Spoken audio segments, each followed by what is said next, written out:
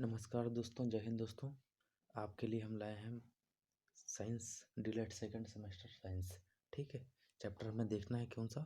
दूसरा। ठीक है, मृदा एवं फसलें, सॉइल एंड क्रॉप्स। ठीक है, तो मृदा एवं फसलें देखना है हमें, तो इसमें देखते हैं। ठीक है, स्टार्ट करते हैं वीडियो। ठीक है, तो इसमें है फसल चक्र का अर्थ। तो फसल चक्र का अर्थ देखेंगे हम। ठीक, फसल चक्र का अर्थ क्या है?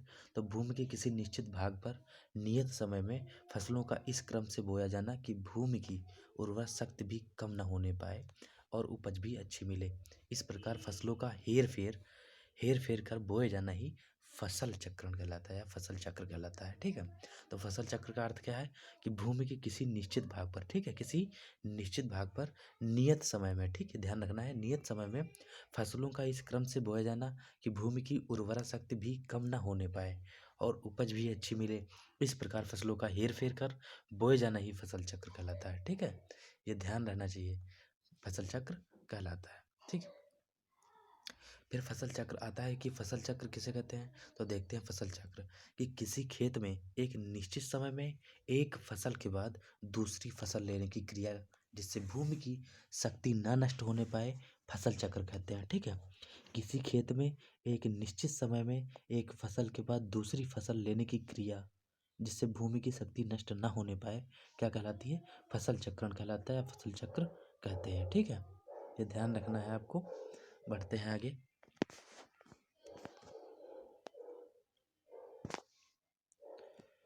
फिर आगे आते हैं, यह है दोमट मिट्टी में, अगला पॉइंट, दोमट मिट्टी में गेहूँ, मक्का, धान की फसलों को उगाया जाना उपयुक्त है। किस मिट्टी में? दोमट मिट्टी में। दोमट मिट्टी में गेहूँ, मक्का तथा धान की फसलों को उगाया जाना उपयुक्त है। ये मिट्टी, दोमट मिट्टी, इसके लिए बहुत ही लाभदायक होती है।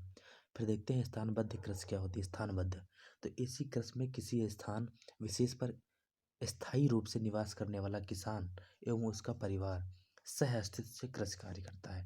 ठीक है, स्थानबद्ध कृषि क्या है? इसी कृषि में किसी स्थान विशेष पर स्थायी रूप से निवास करने वाला किसान एवं उसका परिवार सह अस्तित्व से कृषि कार्य करता है।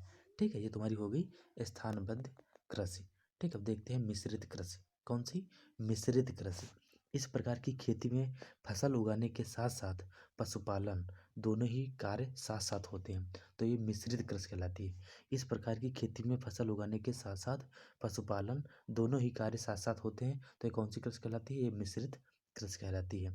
ठीक है, अब आगे देखेंगे कि बीमलाइट रोग। ठीक, बीमलाइट रोग क्या होता है? देखिए, स्टार्ट करते हैं। देखिए, बीमलाइट रोग, तो यह रोग सेम के पौधों में, किसके पौधों में? बीमलाइट रोग, यह रोग सेम के पौधों में रोग युक्त बीजों को बोने या जीवाणु युक्त खाद के प्रयोग करने से उत्पन्न होता है। ठीक है, बीमलाइट रोग समझे क्या होता है? यह रोग सेम के पौधों में रोग युक्त बीजों को बोने, ठीक, रोग युक्त सेम के पौधों में होता है, वह रोग युक्त बीजों को बोने या जीवाणु युक्त खाद के प्रयोग से, ठीक है, होता है। पौधों को इस रोग से बचाने के लिए बीजों को हल्के फार्मेलिन या तूतिया के घोल में धोकर बोना चाहिए। ठीक है, ये ध्यान रखना है, जो सेम का पौधा होता है, ठीक है, उसमें या तो रोग युक्त बीज अगर तुम बोओगे तो जीवाणु युक्त, अगर या फिर ये अगर मतलब रोग युक्त बीज बो या फिर जीवाणु युक्त खाद डालो। ठीक, ये जो मतलब दोनों चीज़ अगर करोगे तो क्या होगा? पौधे इस रोग से बचाने के लिए, तो ये जो है बीमलाइट रोग हो जाएगा। ठीक, और इस रोग से बचाने के लिए बीजों को हल्के फार्मेलिन या तूतिया के घोल में धोकर बोना चाहिए। ठीक है, ये ध्यान रखना है आपको, ये इंपॉर्टेंट है। फिर परत अपरदन किसे कहते हैं? तो परत अपरदन देखते हैं, जब मिट्टी की सतहें परतें तेज वायु या भारी वर्षा से उड़ने या बहने, ठीक है, उड़ने या बहने के कारण अपने स्थान या हटने की स्थिति में आ जाती हैं, तो यह परत अपरदन कहलाता है। ठीक, फिर से देखिए, जब मिट्टी की सतही परतें तेज वायु या भारी वर्षा से उड़ने या बहने के कारण अपने स्थान से हटने की स्थिति में आ जाती हैं, तो यह परत अपरदन कहलाता है। क्या कहलाता है? परत अपरदन कहलाता है। परत अपरदन विशेष रूप से वनस्पति विहीन क्षेत्रों में होता है। कहाँ होता है? वनस्पति विहीन क्षेत्रों में होता है। इसके अतिरिक्त जलोढ़ मिट्टी वाले क्षेत्र भी इसकी चपेट में रहते हैं। ठीक है, जलोढ़ मिट्टी वाले इसकी क्षेत्र जो है इसकी चपेट में रहते हैं। ठीक है, आगे देखते हैं। फिर ये है आपका चपेट में रहते हैं। फिर है रीजर, तो रीजर द्वारा मेड़ बनाने का कार्य किया जाता है। रीजर द्वारा क्या किया जाता है? मेड़ बनाने का कार्य किया जाता है। ठीक है, ये ध्यान रखना है आपको। ठीक है, रीजर द्वारा मेड़ बनाने का काम किया जाता है। अब आगे देखते हैं कि गहरी एवं उथली जड़ वाली फसल। तो गहरी एवं उथली जड़ वाली फसल कौन कौन सी हैं, देखते हैं।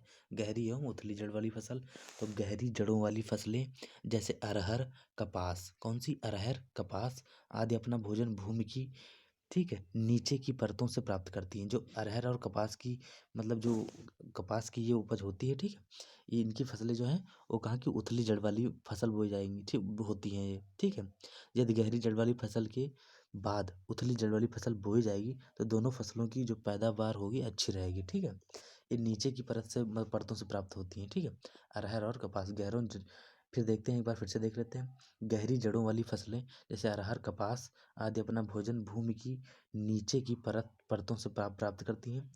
यदि गहरी जड़ वाली फसल के बाद उथली जड़ वाली फसल बोई जाएगी तो दोनों फसलों की पैदावार अच्छी रहेगी। ठीक है,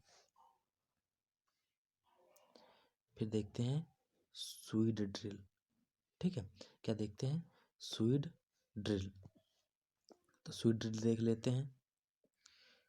स्वीड ड्रिल देखते हैं। स्वीड ड्रिल उन्नत कृषि उपकरण है।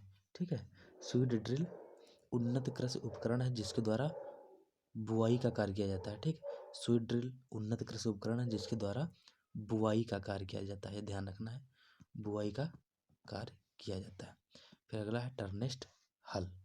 ठीक, तो इसमें मेस्टन की भांति मिट्टी पलटने वाला फार लगा होता है। दो मुठियाँ लगी होती हैं तथा आगे एक पहिया लगा रहता है। हल के आगे सिरे को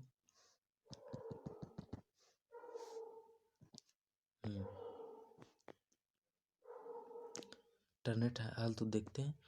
इसमें मेस्टन की भांति पलटने वाला फार लगा होता है। दो मुठियाँ होती हैं तथा आगे एक पहिया लगा रहता है। हल के आगे सिर को निश्चित ऊंचाई पर कस दिया जाता है। ठीक है, यह महंगा होता है तथा वजन में भारी होता है। यह महंगा होता है तथा वजन में भारी होता है। ठीक है, अब देखते हैं फलीदार फसलें।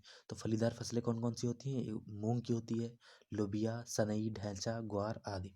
फलीदार फसलें कौन सी? मूंग, लोबिया, सनई, ढैंचा, ग्वार आदि। ठीक, ये ध्यान रखना है आपको, बहुत ही इंपॉर्टेंट है आपके लिए। ठीक है, फिर आगे, एक मिनट, सॉरी, ये हो गया आपका। फिर मिट्टी पलट हलवी। ठीक, ये हलवी का कून काटता है। अरे यार, एक मिनट,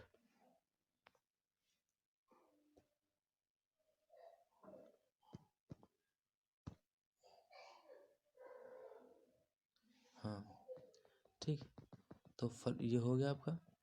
अब ये मिट्टी पलट हलवी वी आकार का कून काटता है। ठीक, फिर हरित क्रांति की विशेषताएं। तो नंबर 1, खाद्यान्नों का उत्पादन बढ़ा है। ठीक, हरित क्रांति की विशेषताएं क्या है? नंबर 1, खाद्यान्नों का उत्पादन बढ़ा है। नंबर 2, विदेशी मुद्रा की बचत हुई है। ठीक, खाद्यान्नों का उत्पादन बढ़ा है और विदेशी मुद्रा की बचत हुई है। ठीक है, ये ध्यान रखना है। अब देखेंगे हम हरित क्रांति के बारे में। ठीक है, हरित क्रांति के बारे में देखेंगे, बढ़ते हैं आगे। ठीक, स्टार्ट करते हैं।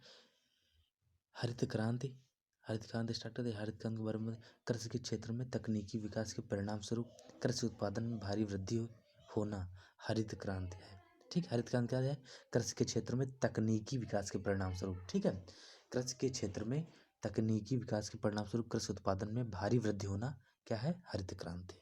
ठीक है, अब देखते हैं व्यापारिक फसलें। तो व्यापारिक फसलें कौन सी हैं? जूट है, कपास है। व्यापारिक फसलें कौन सी हैं? जूट है, कपास है। और पेय फसलें कौन सी हैं? कहवा है और चाय है। ठीक, तो व्यापारिक फसलें कौन सी हो गई? जूट हो गई, कपास हो गया, और फिर पेय फसलें कौन सी? कहवा और चाय। ये याद रखना आपके लिए बहुत इंपॉर्टेंट है। इसमें से फंसेगा, ऑल टोटल फंसेगा, आप बस तैयार करते चलिए। ठीक है, और आप मेरे चैनल को, कितनी बार बोला गया कि मेरे चैनल को सब्सक्राइब कर दीजिए। ठीक है, लाइक कीजिए, कमेंट कीजिए। ठीक है, ठीक है, इसी के साथ नमस्कार, जय हिंद दोस्तों। फिर मिलेंगे अगले वीडियो में।